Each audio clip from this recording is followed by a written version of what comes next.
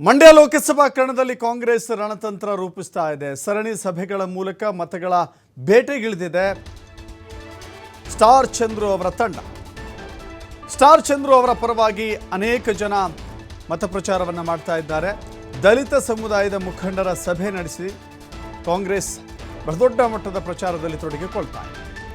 ಸಚಿವ ಎನ್ ಚಲುವರಾಯಸ್ವಾಮಿ ನೇತೃತ್ವದಲ್ಲಿ ಈ ಸಭೆ ನಡೆದಿದೆ.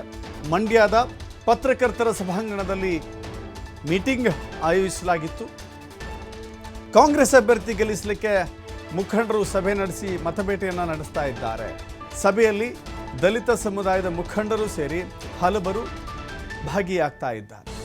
ಇದು ಲೋಕಸಮರದಲ್ಲಿ ಮತ್ತೊಂದು ತಂತ್ರಗಾರಿಕೆಯ ಭಾಗ. ಜಾತಿವಾರು, ಸಮುದಾಯವಾರು, ಪ್ರದೇಶವಾರು ಕೂಡ ವಿವಿಧ ರೀತಿಯ ಸಭೆಗಳನ್ನು ಈ ಸಂದರ್ಭದಲ್ಲಿ ನಡೆಸಲಾಗುತ್ತೆ. ಅದೇ ರೀತಿ ಇಂಥ ಸಭೆಗಳ ಮೂಲಕ ಆಯಾ ಸಮುದಾಯಗಳ ಮತಗಳನ್ನು ಪಡೆಯುವುದು ಅದರ ಉದ್ದೇಶವಾಗಿರುತ್ತೆ.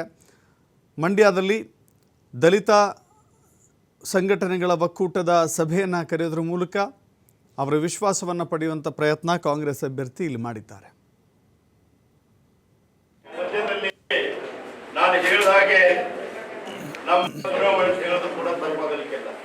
ಒಂದು ದಲಿತ ಅಲ್ಪಸಂಖ್ಯಾತ ಕೃಷಿ ಕಾರ್ಮಿಕರ ಬಡವರ ಬಗ್ಗೆ ಏಳಿಗೆಯನ್ನ ಮಾಡಲಿಕ್ಕೆ ಗೌರವ ಮತ್ತು ದುಡಿಯುವ ವರ್ಗಗಳನ್ನ ಬೀದಿಗೆ ತರತಕ್ಕಂತ ಮತ್ತು ಡಿಕ್ಟೇಟರ್ಶಿಪ್ ಆಗಿ ವಂಶಬಳಿ ಆಗುವಂತ ವರ್ಷದಲ್ಲಿ ಚುನಾವಣೆ